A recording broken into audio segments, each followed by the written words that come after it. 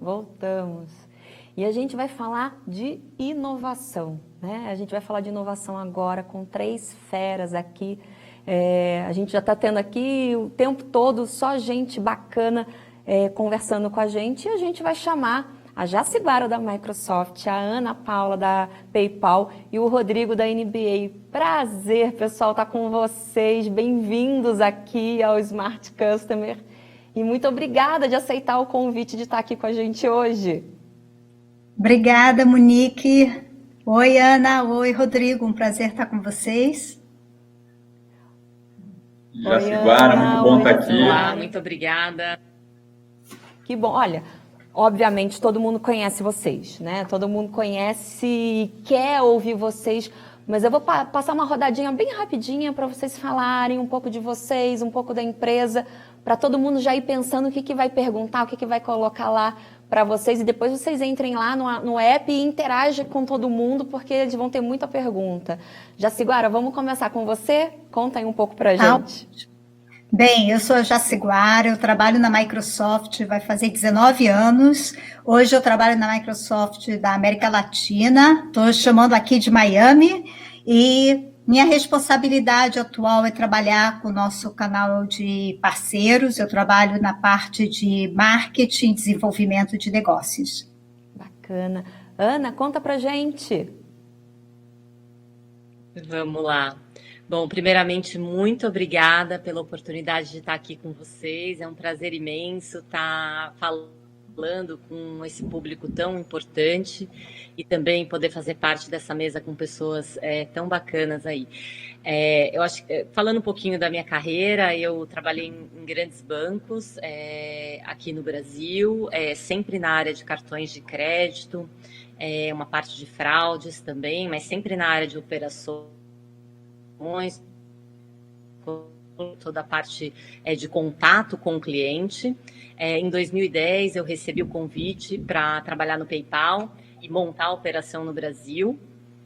Foi uma grande jornada, uma jornada muito especial, sempre aprendendo muito na organização. E hoje eu sou responsável pelas operações da América Latina no PayPal, toda a parte de atendimento, social media, todos os canais que interagem com os nossos clientes, servindo 21 países. E também cuido das operações globais, não especificamente da América Latina, mas operações globais da Zoom, que é uma empresa da companhia, que tem como papel principal encaminhar valores entre países, né, principalmente em transações internacionais.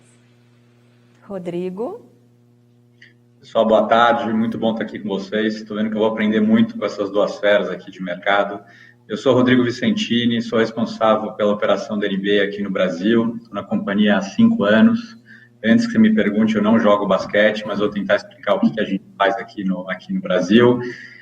Minha carreira sempre foi voltada nessa parte de fã, nessa parte de como engajar com os consumidores. Então, antes disso, eu ajudei a montar uma outra liga aqui no Brasil, que era o UFC. Antes disso, eu trabalhei um bom tempo nas organizações Globo. Enfim, estou bem animado aqui para essas trocas aqui que a gente vai ter.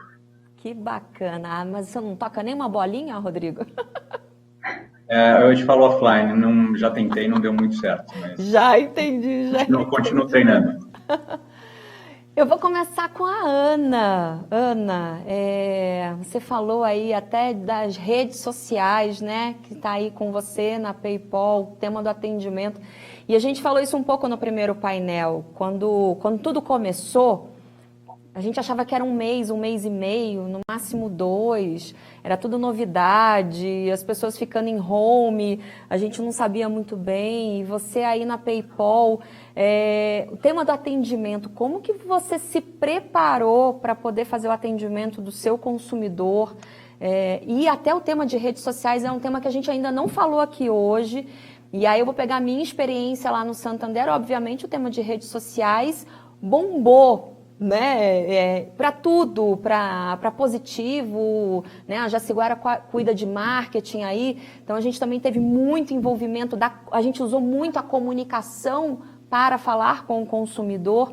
Me conta um pouco como foi essa preparação, quando você se deparou ali como gestora, na preparação do atendimento ali na PayPal e principalmente puxando esse gancho para o tema de redes sociais. Perfeito, Monique.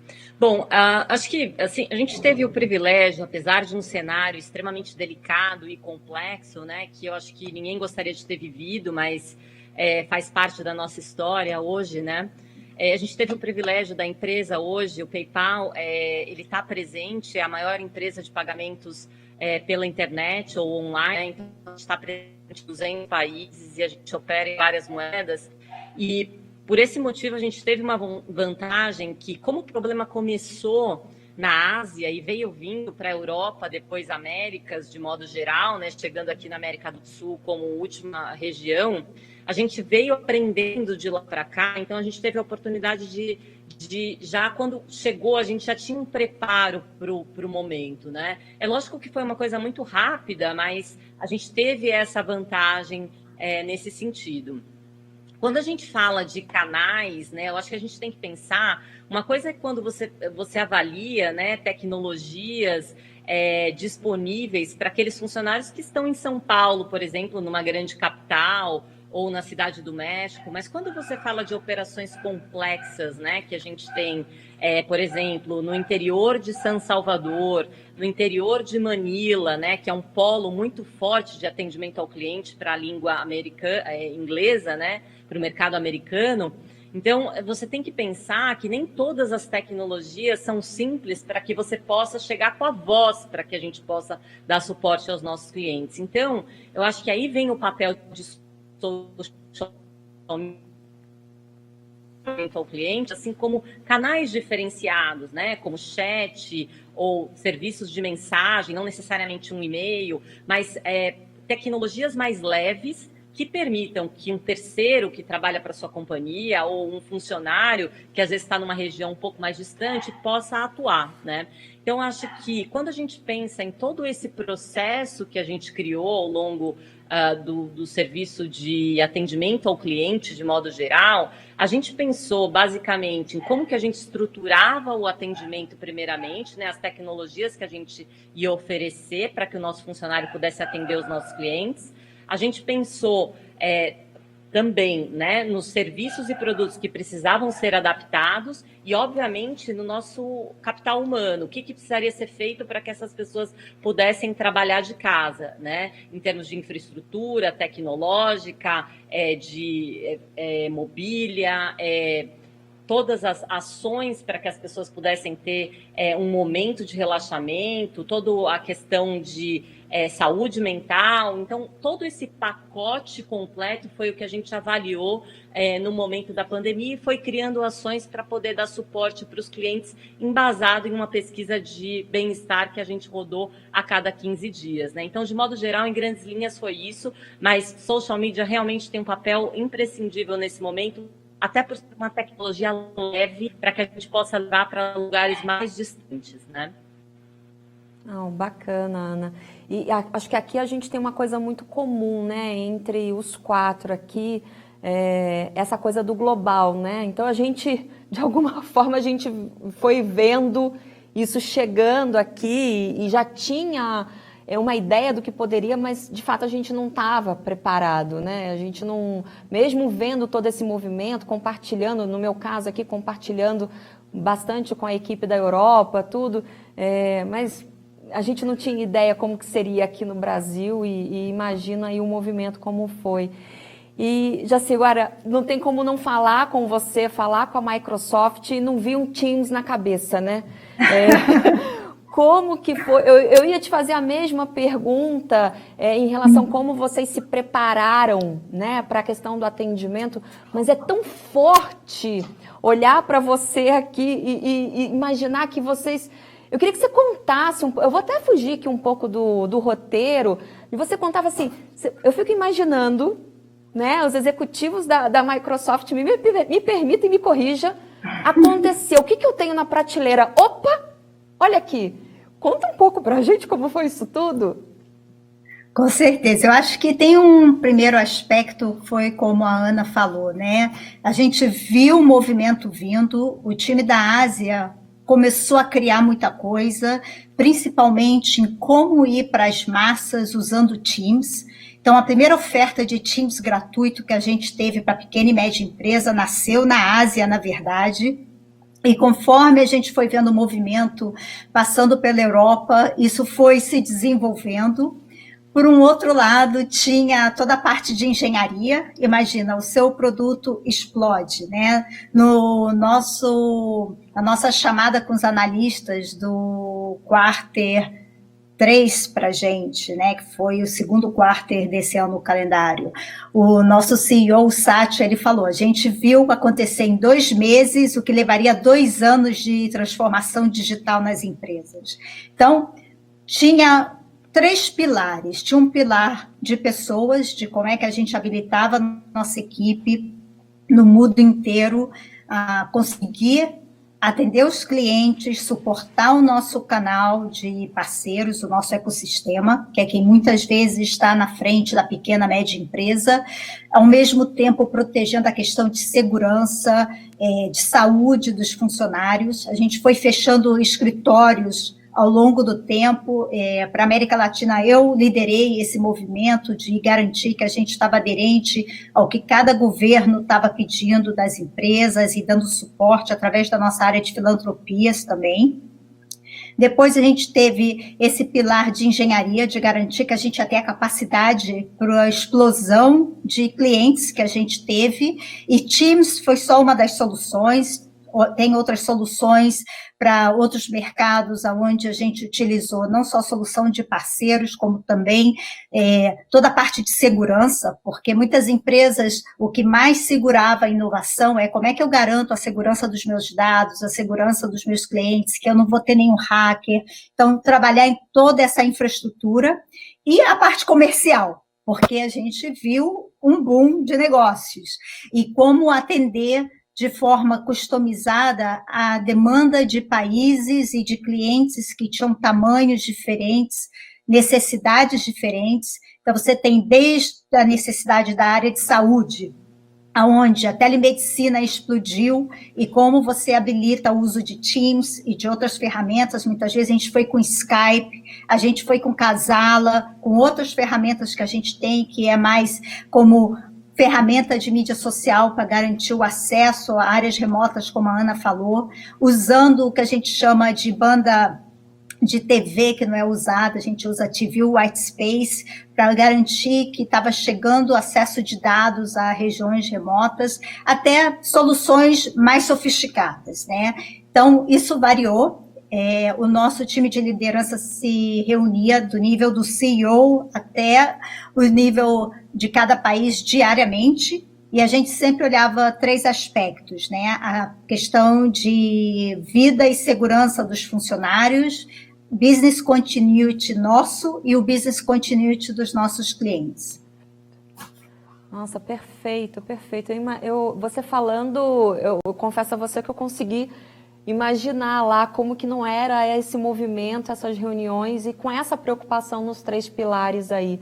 Porque, sem dúvida, acho que boa parte dos negócios teriam bastante dificuldade se empresas como a Microsoft não tivessem já pensado em todo esse movimento e dado essa solução. Rodrigo, como foi a NBA? Você já tem um modelo de estar longe, né, do físico? Você tem aqui um trabalho de propagar a marca para esses promotores, encantadores, fissurados na NBA aqui no Brasil.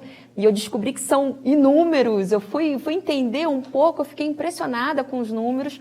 Conta pra gente como que foi o seu desafio nisso, em manter todo mundo ligado no momento que precisava, né?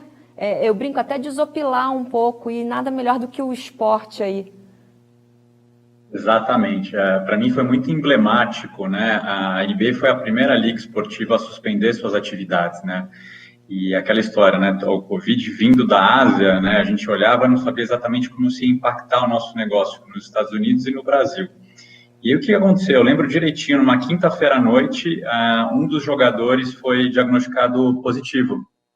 E a partir daí, o nosso comissário, o Adam Silver, tomou a decisão realmente de suspender as atividades da liga, né? E ao mesmo tempo sem muita informação, né?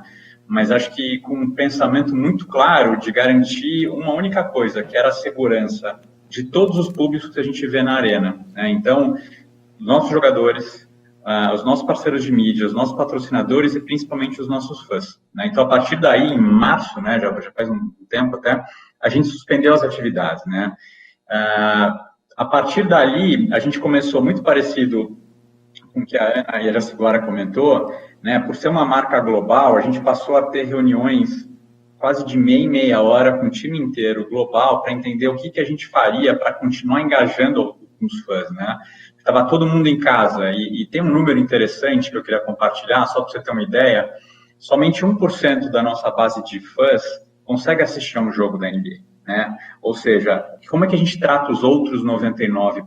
E é através de conteúdo, né? Através de plataformas que ofereçam experiências incríveis e memoráveis para esses fãs.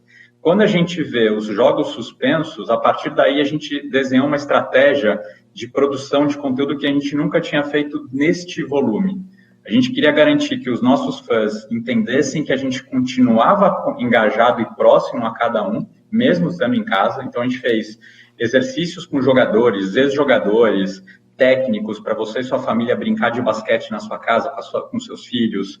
A gente lançou um documentário que hoje é o documentário mais assistido na história do Netflix, que é o The Last Dance, que é o documentário do Michael Jordan. Ou seja, a gente inundou o mercado, não só brasileiro, mas no mundo inteiro, de conteúdo da NBA. A gente chegou para os nossos parceiros de mídia, que também ficaram carentes dos nossos jogos ao vivo, e a gente abriu toda a nossa biblioteca, todo o nosso acervo. Então, a audiência podia escolher quais jogos memoráveis eles queriam assistir no horário nobre aqui na TV brasileira. E a gente descia essas finais, os jogos, independente de quais foram os campeões ou não. Ou seja, foi a forma que a gente achou, apesar do choque nessa quinta noite, em março, que eu lembro direitinho, foi a forma que a gente achou de continuar tomando conta, engajando com o nosso fã, né? Isso foi muito positivo, porque tem o outro lado, que acho que até a Ana comentou, da questão da saúde mental, né? Então, aquela história, o esporte para isso ajuda muito, né? Você conseguir brincar de basquete, independente de qual seja o seu grau de noção do esporte, e ao mesmo tempo oxigenar teu cérebro com conteúdos interessantes, divertidos, jogos, isso ajudou demais, né? Isso realmente foi a estratégia que a gente adotou até a gente recomeçar as atividades da Liga recentemente. Muito bacana. Estou assistindo o documentário do Michael Jordan e é muito legal. E até tem tons ali do tema de gestão de pessoas, né? De fazer o que eu falo, né? Tem uma hora que ele fala lá do treino, eu faço o que eu falo. Então ele treina. E o que você falou aí, o esporte como algo que ajuda de fato a atividade mental. Quantos vídeos a gente não viu aí de famílias botando redinha de basquete na varanda para poder fazer a criançada se movimentar. E, sem dúvida, isso daí traz mais fãs, né? E eu queria trazer para vocês, e aí vou pedir para a Jaciguara comentar com a gente, o que tem na prateleira para apoiar o mercado? A gente sabe que tem aí um movimento, a gente não sabe quando virá essa vacina, quando que a gente vai conseguir, de fato, ter essa entrega. Então, que outras coisas, não necessariamente da Microsoft só, mas que você vê como segmento que vai trazer e vai apoiar os negócios nessa nova jornada que começa também pós-pandemia? Uhum. Bem, eu acho que começa com o movimento híbrido que a gente está tendo, né? Que você falou na sessão antes da nossa. A gente primeiro está vendo que algumas pessoas estão saindo, estão fazendo contatos de novo, outras ainda preferem ficar em casa, trabalhar remoto, fazer contato remoto. Então, eu acho que primeiro, identificando que a gente está no momento híbrido, como que o seu negócio identifica soluções para chegar no seu cliente. E aí você precisa de dado, né? Como é que você consegue coletar dado, analisar aonde que estão as oportunidades, como é que você chega, entrega o seu produto, dependendo do produto que você tem. Eu sei do desafio de contact centers, que precisa ter o time, alguns conseguiram mover o time para trabalhar remotamente, outros não. Então, uma das coisas que a gente tem trabalhado muito é usar uma ferramenta que a gente tem chamada Power App, que na verdade é uma ferramenta que conecta com vários dados. Você pode usar Power BI, você pode usar dados estatísticos e gerar análises que você quer.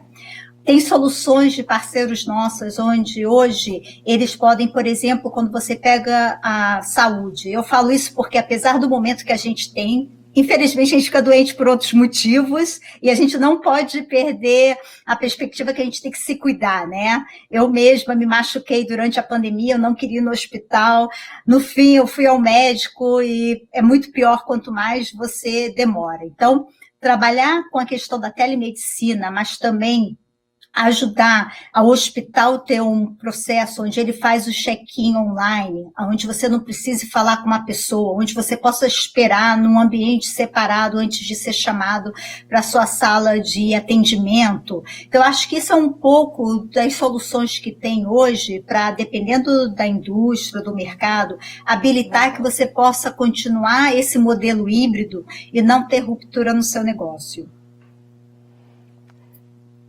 Jaciguara, tem um comentário aqui para você, da Tamares, que ela colocou assim, um grande exemplo da Microsoft em ter apoio à alta liderança no processo de transformação, e dando parabéns. Né? A gente sabe que a gente vai ter que se despedir de você, você precisa nos deixar. A gente quer agradecer que, mesmo a gente não conseguindo completar aqui, você fez questão de participar. Então, tenho certeza aqui que a Ana e o Rodrigo agradecem também, né, gente? De você ter conseguido vir, porque, sem dúvida, a sua participação aqui enriqueceu e acho que vai ter muita pergunta para você. E depois eu te peço para você entrar lá e responder ao pessoal que, sem dúvida, a Tamares aqui é só uma, representando a vários aí. E agradecer a sua disponibilidade aqui no Smart. Muito obrigada, Monique. Obrigada, Ana, Rodrigo, a todos. Eu preciso aí de umas 2 horas, que eu preciso ir para um outro compromisso agora, e aí eu vou checar as perguntas e responder. Obrigada. Então, tá bom. Tchau, tchau. Ana, eu pego você aqui de volta e, assim, conta pra gente, na PayPal, dado esse movimento todo, quais foram as oportunidades de negócio que vocês não tinham visto antes? Que vocês não tinham pensado e que você ali como atendimento percebeu ou teve que implantar, ou como empresa, como atendimento, e que eram temas que você não tinha ainda realizado e que você acredita que você vai levar agora na sequência, independente do momento? Eu acho que, sem dúvida, a gente fala do mercado que nós atuamos, né? Teve uma variação gigante. Quando a gente fala do mercado, tem a questão das verticais mesmo na qual a gente atua. Então, por ser uma empresa de pagamentos online, a gente não tem barreira de produtos ou serviços. Tudo que está sendo vendido, você pode usar o PayPal como forma de pagamento. Então, eu acho que a grande transformação foi que algumas verticais que eram as mais fortes no mundo online, em algum determinado momento ao longo da pandemia, caíram, e, obviamente, outras subiram, né? Então, novos mercados apareceram, né? É óbvio que não é uma surpresa para ninguém que game sempre foi um mercado muito forte, mas explodiu, né? Começou essa explosão já logo lá na área, isso de uma forma muito clara, com as pessoas dentro de casa. E, junto com isso, todas aquelas categorias que vêm junto com música, cinema, filme, tudo que é online, obviamente, veio em conjunto com games, né? Porque a gente tinha mais pessoas dentro de casa. Todos os artigos que a gente chama de manutenção de casa também foi uma coisa que foi surpreendente, o crescimento. Quanto mais as pessoas ficam dentro de casa, mais elas querem ajustar, reformar, pintar, construir. Né? Então, acho que esse também é um comportamento muito importante. Quando a gente fala do mundo fashion, o tipo de produto mudou, roupas mais confortáveis, pijama e assim vai. E outras curiosidades, como também a gente fala de máquina de pão, foi uma coisa que foi um dos produtos extremamente vendidos ao longo da pandemia, ainda está sendo, né? Porque as pessoas em casa também desenvolveram novos hábitos, né? E o fato de você ter menos contato, isso favoreceu. Então, acho assim, tudo que vem na linha do que a gente chama, né, na terminologia do inglês de contactless, ele foi muito forte, né? Então, acho que isso para a gente ficou muito, muito claro aí em termos de mudança da forma como que a gente conduzia os nossos negócios. Então, acho que o mais forte assim que a gente pode notar é isso, essa mudança nas verticais. Então, obviamente, companhias saíram e aí outras nasceram, né? Então, acho que isso para a gente foi muito evidente e é obviamente que a gente muda a forma de atuar com o cliente dependendo da vertical que está mais em alta, né? A forma de conduzir os contatos. Não, muito bacana. E acho que é isso mesmo. A gente conhece aí outros segmentos que falam, né? A gente encontra oportunidade onde as pessoas veem problema, né? E aí, nesse gancho, que eu quero chamar o Rodrigo de novo. E Rodrigo, eu vi alguns vídeos, né? Agora na retomada de alguns jogos, sem público, né? Tem até umas telinhas, né? Que parece que é a própria pessoa que está lá. E não só no tema da NBA, mas o esporte como um todo ficou sem público. Eu particularmente adoro futebol e ver o estádio sem público, eu fico imaginando para o jogador ali como que não deve ser. Imagino que para a NBA é a mesma coisa. Nessa crise, nesse momento, que não deixa de ser uma crise, né? Não ter o público ali, aquele contato de querer pegar a camisa do jogador, tudo. Que oportunidade que vocês enxergaram ali? E como você aí, promotor da marca, né, de agarinhar os fãs, como que você agiu nisso? E como que a NBA está agindo de um esporte de tão lotado ali os estádios, a gente vê aquele movimento? Como que é fazer isso? Tem crise maior do que essa, não ter público para ver? A gente tem quando a gente assiste um jogo da NBA lá nos Estados Unidos, né, uma coisa que eu sempre falo e eu garanto, que a experiência é única. Você pode amar o basquete, você vai ver o LeBron James ali quebrando todos os recordes naquela noite, ou você pode não ter ideia do que é essa modalidade, e eu garanto que você vai ter 2 horas e meia de uma experiência incrível e memorável para o resto da sua vida, né? Só que aí o mundo mudou de cabeça para baixo, virou de cabeça para baixo, e aí, em março, como eu tinha comentado, a gente suspendeu as atividades, né? A partir daí, a gente montou um comitê que ficou extremamente focado para entender o que é essa história dessa pandemia, né? E como é que a gente continuava engajado com os fãs e a possibilidade da gente voltar a ter jogos, né? Então, recentemente, a gente criou um conceito que é o Bubble, né? A nossa bolha, né? Isso foi criado na Flórida, a gente tem uma parceria muito sólida com a Disney, né? Com o pessoal da Disney. E a partir daí, o que a NBA montou, né? Que hoje em dia está sendo estudo de caso para inúmeras outras modalidades, enfim, até estudos científicos, a própria medicina está lá dentro para acompanhar o que está acontecendo. A gente criou uma bolha onde, inicialmente, o nosso staff foi para lá, né? E eu estou falando de um time total nessa bolha muito reduzido, cerca de 2.000 pessoas, né? Para realmente entender como controlar esse ecossistema que foi criado, né? Então, a inovação pura ali foi desenhada. O nosso time ficava em quarentena, cada um no seu quarto, isolado, ninguém podia ter contato com ninguém. Passado uma quarentena, as pessoas podiam sair e começar a produzir o que seria essa bolha. Depois de um tempo, chegam os jogadores, sem suas famílias, somente os jogadores, equipes e técnicos e tal. Mesma história, distanciamento social, quarentena, depois passam a sair. E a partir dali, a gente monta, né, apesar de ser na Disney, a gente montou uma experiência incrível para os jogadores, né? Eles tinham um campo de golfe, área de games, discoteca, barbearia, enfim, o que você pode imaginar para eles se sentirem bem, né, para tentar compensar essa ausência dos fãs, para eles voltarem a treinar, e a partir daí a gente restartou a Liga. Então, a Liga está de volta, são jogos que você comentou que você assistiu. E o que a gente fez? Foi até pena que a Jaguara saiu, mas a gente fez uma parceria com a Microsoft e com o Teams, que a gente tem uma experiência que chama Virtual Fan, ou seja, a gente consegue, através da Microsoft, fazer com que os fãs do mundo inteiro consigam se sentir dentro desta arena, né, que é essa experiência virtual que você comentou, que tem essas telas gigantescas no entorno das quadras, e você vai assistir o jogo ali, você está ali colado e vendo os jogos dos Lakers, dos Celtics ou quem quer que seja.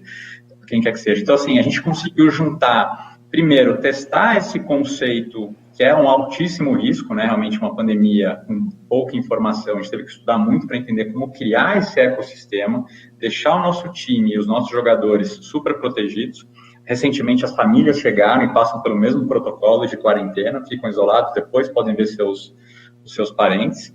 E, ao mesmo tempo, colocar muita tecnologia. Para quê? Para garantir que a distribuição desses jogos pelo mundo afora fique incrível, mesmo que você esteja no Brasil sentado no sofá assistindo o jogo. Então, assim, acho que a gente aprendeu muito, né? Esse conceito de bolha acabou sendo replicado por várias modalidades esportivas.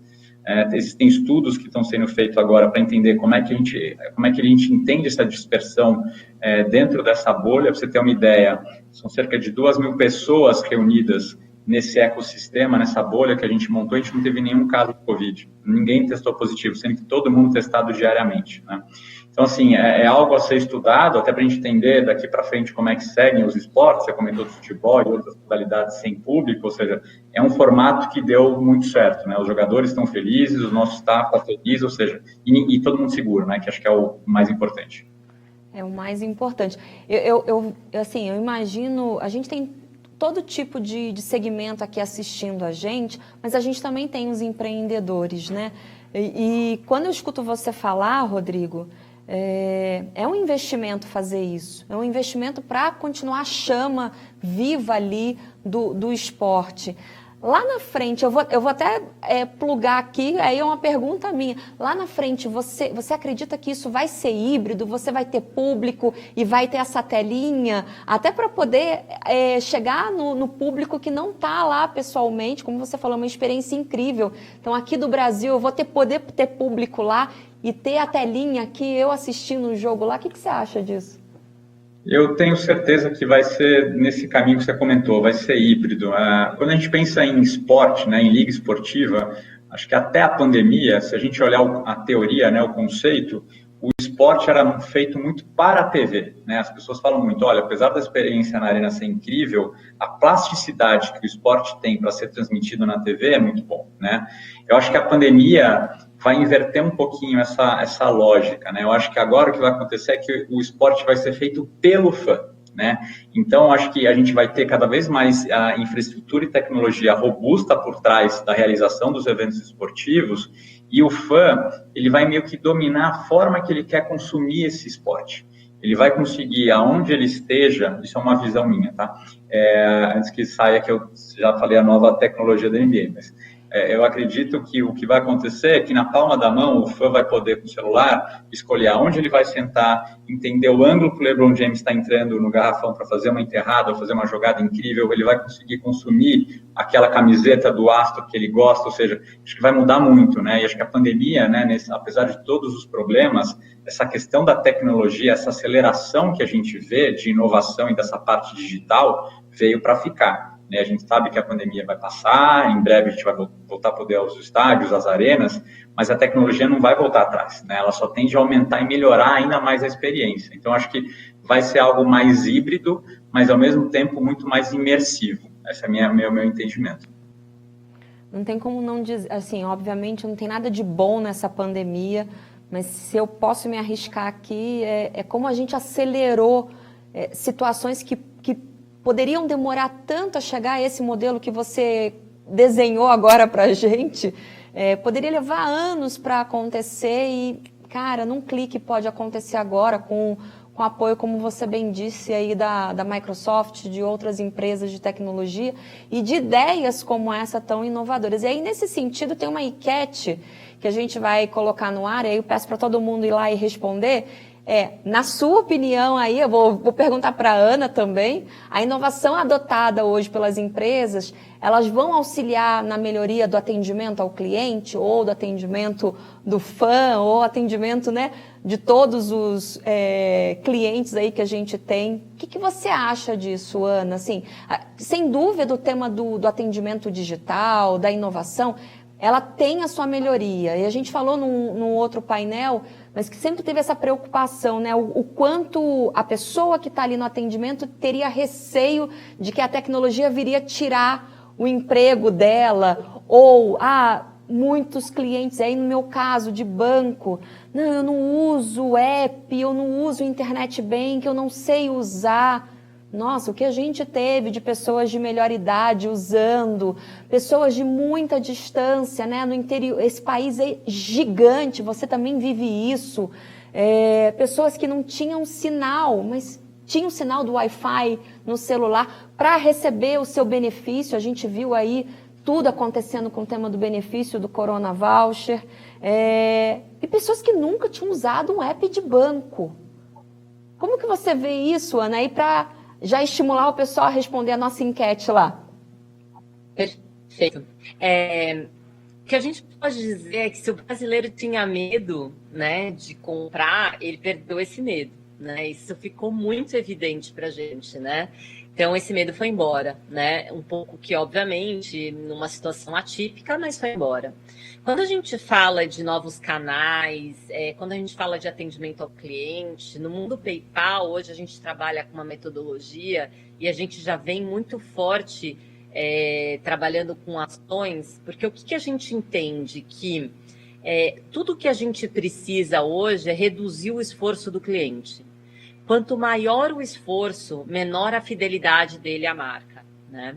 Então, o que acontece? Pegar no telefone, ou ter que acionar a empresa, seja por chat, seja por e-mail, seja por qualquer outro canal, é um incômodo, né? Então, eu acho que a gente parte da premissa que tudo que a gente precisa fazer é eliminar o esforço do cliente. E como que eu faço isso quando a gente fala de atendimento ao cliente, canais, né? Eu tenho que observar todos os pontos em que o cliente interage com a gente e evitar que ele tenha um problema para que ele tenha que entrar em contato e resolver. É óbvio, se ele não tiver jeito, ele tiver que ligar, que seja um momento encantador, mas a gente precisa pensar nisso. E aí, quando a gente fala de tecnologia, é sim chatbot, né? É sim as informações muito claras, são os e-mails automáticos, são as informações que evitam o próximo problema. Então, dando um exemplo bem prático para que a gente possa materializar o que a gente, quando a gente fala de esforço do cliente, é muito presente na vida do consumidor hoje esquecer uma senha, né? Faz parte do nosso dia a dia. Só que toda vez que o cliente esquece a senha é porque ele vai ter uma ação posterior. Como é que eu penso nessa segunda ação antes? Então, se ele está me ligando, se ele está me acionando, se ele está olhando no site, ou se ele está buscando essa informação, se eu sei que ele vai recuperar a senha em algum momento, por que não eu já não faço o próximo passo e questiono o que esse cliente vai fazer depois? Então, usando desse conceito e dessa metodologia, é isso que a gente tem que pensar. Como eu evito o esforço do cliente? Porque isso sim tem um link direto com a satisfação e com a fidelidade. Então, eu acho que tudo que a gente pensar hoje do ponto de vista de atendimento ao cliente é nessa linha que a gente deve seguir. Então, só falando assim, bem por cima do que a gente pensa e como a gente age nos nossos processos para evitar o esforço do cliente. Bacana. Ana, o pessoal está bem interessado nessa ideia. E tem uma pergunta para você. Tem uma pergunta do Fernando, da Inova Focus, que ele fala assim: com o que a PayPal aprendeu na pandemia sobre clientes e transações de pagamento, como isso tudo alterou o planejamento estratégico da PayPal? Como que estava antes, como está agora? Você mudou o plano aí no meio do caminho, como que está o planejamento estratégico? Eu acho que não mudou. O que aconteceu foi que a gente avançou 5 anos, né? Do que a gente previa acontecer em 5 anos, a gente antecipou, mas não teve uma grande mudança no plano estratégico. O que a gente sabia era que, independente de qualquer coisa, todas as tecnologias sem contato seriam um caminho, né? E aí alinhado também com essa questão do esforço. Então, assim, eu acho que a gente não refez a estratégia no meio do caminho, a gente antecipou alguns projetos, né?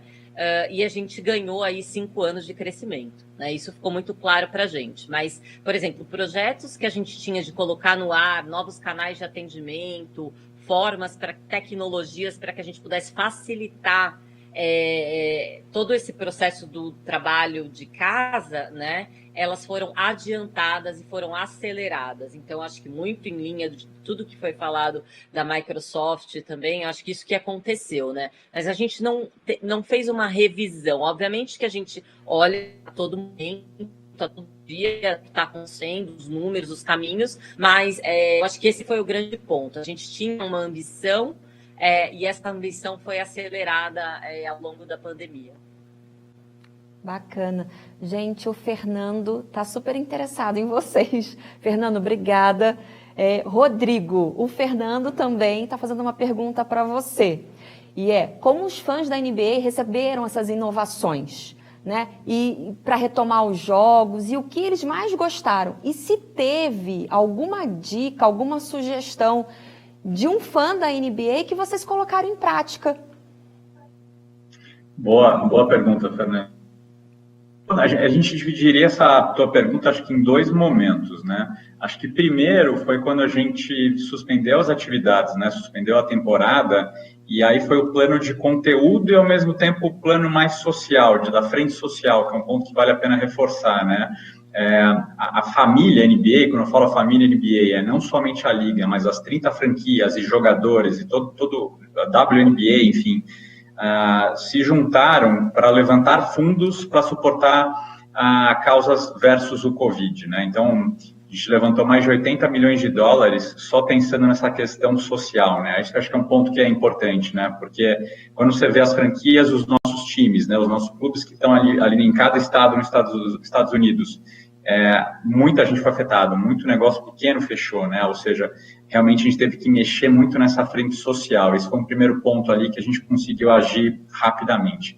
Na parte de conteúdo, a gente escutou muitos fãs, quando a gente pensa na TV a cabo, por exemplo, na nossa parceria com a ESPN, a gente escutou muito o que eles pediam para a ESPN. Eles falavam, olha, eu quero ver aquele jogo clássico que o Michael Jordan fazia tal cesta, ou se não que o Celtics ganhou tal campeonato, ou seja, a gente escutava o que o fã queria consumir para a gente entregar para o nosso parceiro de mídia e isso ia ao ar, né? Então, isso eu diria que aconteceu no momento de pandemia, onde a gente tinha as atividades, né, os jogos suspensos. A partir daí, quando a gente entrou nesse formato da bolha, a gente sentiu, foi interessante porque eu nunca tinha percebido isso, mas a gente tinha uma abstinência de NBA absurda, né? Quem gosta da NBA estava desesperado para ver um jogo. Então, eu lembro que quando a gente fez o primeiro jogo, a receptividade que a gente recebeu dos fãs foi incrível.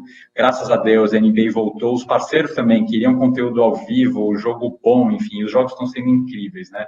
Então, a partir daí, a gente percebeu que a gente voltou a engajar ainda mais com os fãs, né? Então, a gente tem essa relação com os nossos fãs muito próximas, né? Aqui no Brasil, através dos nossos canais de redes sociais, fala com o fã o tempo inteiro, escuta o que está funcionando, o que não está funcionando, o que pode melhorar, enfim, isso faz parte da nossa equipe local, mas acho que a parte mais interessante é que assim que a gente voltou, aquela paixão veio com tudo, os fãs continuaram super engajados, as audiências dos jogos aqui não param de subir, e está todo mundo agora super ansioso para entender quem vai se sagrar o novo campeão dessa temporada, que eu diria que é no mínimo diferente, né? Ou seja, ela está sendo jogada dentro de uma bolha, todo mundo junto, com fãs virtuais, ou seja, está sendo uma temporada muito curiosa para a gente. Vai ficar para a história, sem dúvida, né? Acho que vai ter, imaginando aí os fãs da NBA vão querer pegar o registro disso tudo para poder guardar e ter isso aí como história.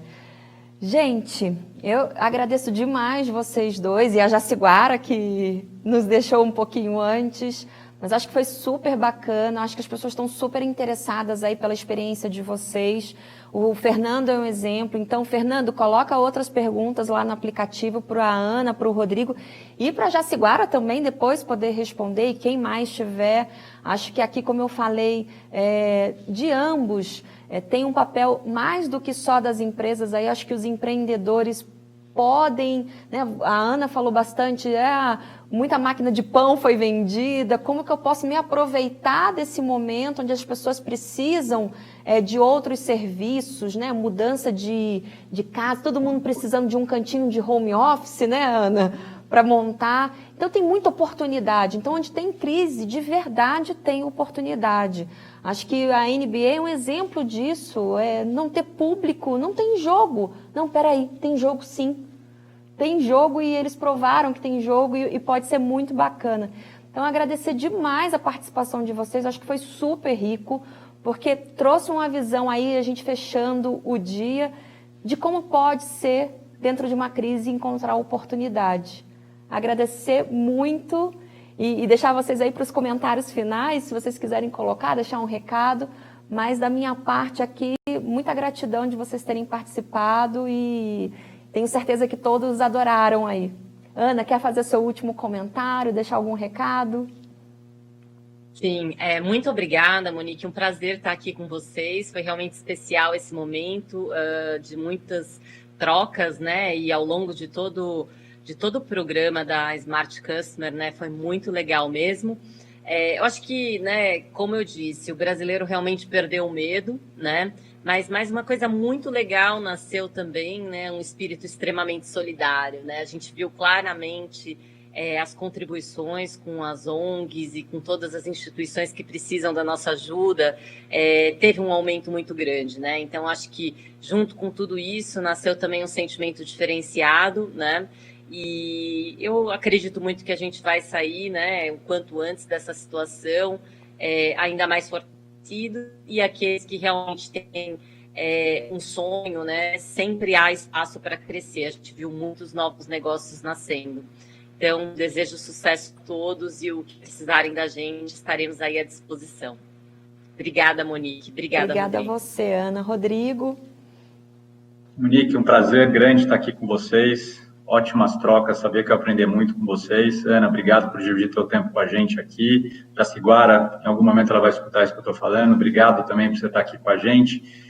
Estou muito otimista, apesar de todo o desafio que a gente sabe que a gente enfrenta nessa pandemia, que tem um tempo ainda que vai levar, né, a parte de negócios, a parte de economia, mas eu acho, como a gente falou muito, né, como é que a gente acha essas oportunidades, né, acho que o brasileiro é muito criativo também, né, então acho que realmente a gente vai se reinventar novamente e, se Deus quiser, a hora que a gente piscar, esse quase pesadelo vai ter passado, enfim, e no nosso caso a gente vai ter os nossos jogos com os nossos fãs nas arenas, enfim, cada vez mais fãs da NBA no Brasil, enfim, vai estar tudo no prumo certo. É o que a gente deseja, né? E que bom que o brasileiro é criativo e que bom que a gente está passando por isso e que seja sucesso para todos. Agradecer, até a próxima, a gente se encontra nessa jornada aí. Obrigada, gente. Beijo. Tchau, obrigado. Pessoal do que fizeram aí a gamificação, vai receber aí a informação pelo app do resultado do gamification, tá bom? A gente vai dar uma paradinha aqui, mas às 18h30, marca aí, põe um reloginho para despertar, 18h30, a gente volta com a premiação do Smart, vocês não podem perder. Eu vou estar aqui ainda, junto com o meu amigo Thiago, da Fast Shop, e a gente vai estar junto aqui fazendo reconhecimento de todos que ganharam a premiação, e vai ter muita empresa bacana que depois vocês vão poder conhecer os cases e tirar todas as suas dúvidas e pegar a informação para vocês conseguirem aplicar aí nas empresas de vocês. Então a gente vai para a vinheta agora e eu espero vocês às 18h30. Não atrasem, eu espero vocês aqui. Beleza.